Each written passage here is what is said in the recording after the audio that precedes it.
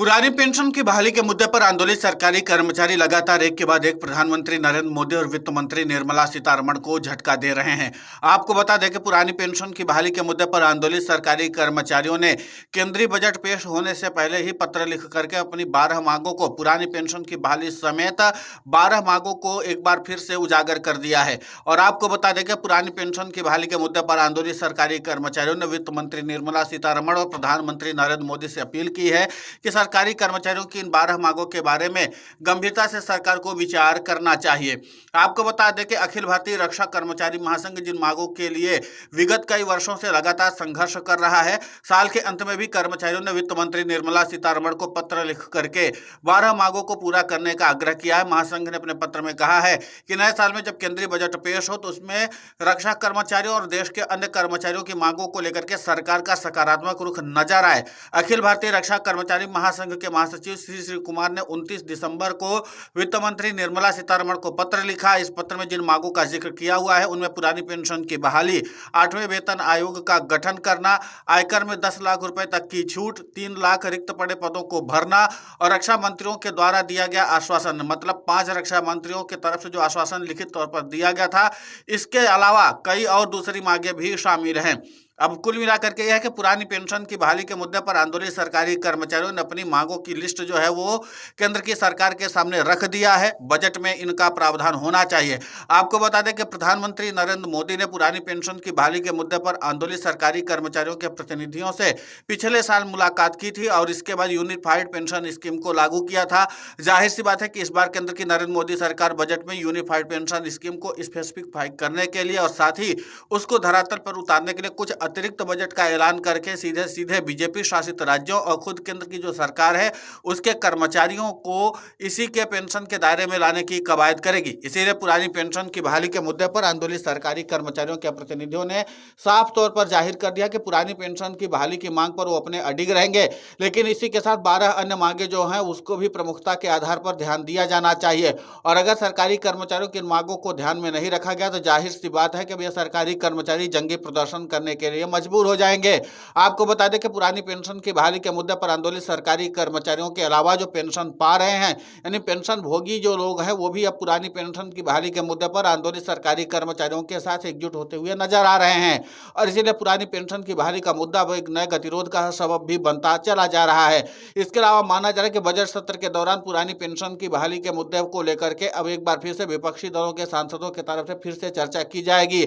आपको बता दें कि मानसून सत्र के दौरान पुरानी पेंशन की बहाली के मुद्दे को विपक्षी दलों के सांसद ने पूरी ताकत के साथ उठाया था, जिसके नाते से सरकारी कर्मचारियों का मनोबल काफी ज्यादा बढ़ा था और सरकार बैकफुट पर आ गई थी।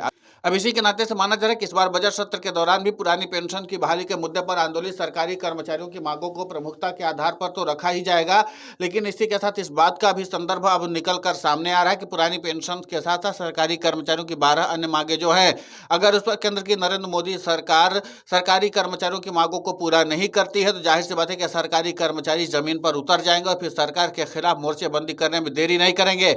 और जाहिर सी बात है कि अभी तक सरकारी कर्मचारियों की सीधे सीधे सुई जो थी वो सिर्फ पुरानी पेंशन की बहाली पर थी। अब 8वें वेतन आयोग की मांग भी जोर पकड़ने लगी है और इसी के नाते से देश भर के सरकारी कर्मचारियों में 8वें वेतन आयोग के गठन में हो रही देरी के नाते से और भी ज्यादा रोष व्याप्त है। अब इसीलिए सरकारी कर्मचारी पुरानी पेंशन के साथ साथ 8वें वेतन आयोग के गठन की मांग को भी पुरजोर तरीके से उठाने की कोशिश में लगे हुए हैं और ये पुरानी पेंशन की बहाली का मुद्दा पहले से ही व्यापक रूप लेता चला जा रहा है।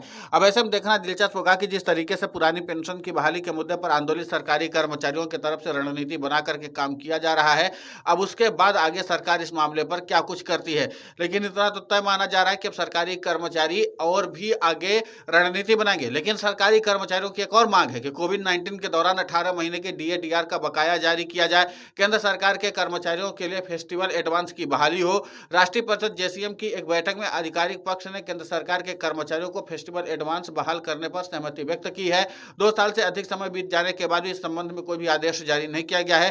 फेस्टिवल एडवांस केवल एक ब्याज मुक्त ऋण है जिसे केवल 10 किस्तों में वसूल किया जाना है। ऐसे में वित्त मंत्री से अनुरोध किया गया कि राष्ट्रीय परिषद यानी जेसीएम में कर्मचारी पक्ष की मांग के अनुसार महोत्सव अग्रिम के रूप में 30,000 रुपये प्रतिवर्ष स्वीकृत करें। केंद्र सरकार के कर्मचारियों पेंशन भोगियों को सीजीएचएस सुविधाओं के संबंध में संसद की स्थायी समिति की सिफारिशों का कार्यान्वयन किया जाए। संसदीय स्थायी समिति ने राज्यसभा में केंद्र सरकार के कर्मचारियों को पेंशन भोगियों और उनके आश्रितों के लिए व्यापक चिकित्सा सुविधाओं पर 162वीं रिपोर्ट दी थी। कुल मिलाकर के एक बार फिर रेफरल जारी होने के बाद रोगी को निर्धारित उपचार प्रक्रिया जांच से गुजरने के लिए सीजीएचएस डॉक्टर के पास दोबारा जाने की आवश्यकता नहीं होनी चाहिए। पैनल में शामिल अस्पतालों द्वारा लाभार्थियों को अधिक से अधिक राशि वसूलने की शिकायतों का निपटान करना और सीजीएस दरों में संशोधन किया जाए। अतिरिक्त वेलनेस सेंटरों की स्थापना हो, डॉक्टरों की कमी का समस्या का समाधान करना, मरीजों के प्रति डॉक्टरों और सहयोगी कर्मचारियों के रवैये में सुधार करना, सभी प्रकार की दवाइयों की उपलब्धता सुनिश्चित की जाए। इस तरीके की तमाम चीजों की बातें कही जा रही। पेंशन भोगियों की शिकायतों पर संसदीय स्थायी समिति की सिफारिश का कार्यान्वयन किया जाए। कार्मिक लोक शिकायत कानून और न्याय पर संसदीय स्थायी समिति ने 10 दिसंबर 2021 को पेंशन भोगियों की शिकायतों पर अपनी रिपोर्ट सौंपी थी। संसदीय स्थायी समिति ने अपनी रिपोर्ट में बीमा राशि और मासिक के संबंध में 7वीं सीपीसी के सिफारिश को लागू करने की सिफारिश की है। केंद्र सरकार के कर्मचारी समूह बीमा योजना में योगदान के लिए समिति ने 65 वर्ष की आयु प्राप्त करने पर 5%, 17 वर्ष की आयु तक पहुंचने पर 10% अतिरिक्त पेंशन प्रदान करने की सिफारिश की है।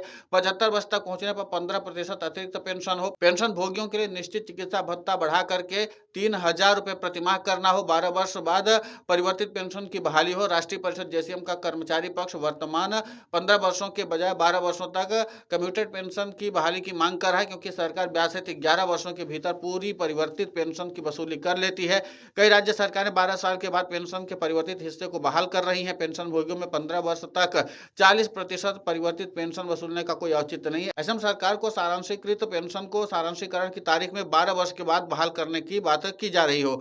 अब कुल मिलाकर के कि केंद्र सरकार ने कर्मचारियों और पेंशन भोगियों की सेवा मामलों पर न्यायालय के निर्णयों को कार्यान्वयन नहीं हो पा रहा है। सरकार द्वारा कर्मचारियों और पेंशन भोगियों की सेवा मामलों की वास्तविक शिकायतों पर विचार नहीं करने के कारण उन्हें बार बार अदालत का दरवाजा खटखटाना पड़ रहा है। ऐसे में सरकारी कर्मचारियों की और भी जो शिकायतें हैं उस पर प्रधानमंत्री नरेंद्र मोदी से शिकायत की गई है, वित्त मंत्री से कही गई है। देखना दिलचस्प होगा कि सरकार इस पर कितना विचार करती है। फिलहाल इस पूरे घटनाक्रम को लेकर के आपकी प्रतिक्रिया बहुत महत्वपूर्ण होती है। आप हमें कमेंट करके जरूर बताएं। साथ ही हमारे चैनल को सब्सक्राइब करें, खबर को ज़्यादा से ज़्यादा शेयर करें ताकि पुरानी पेंशन की बहाली का मुद्दा और बुलंद हो।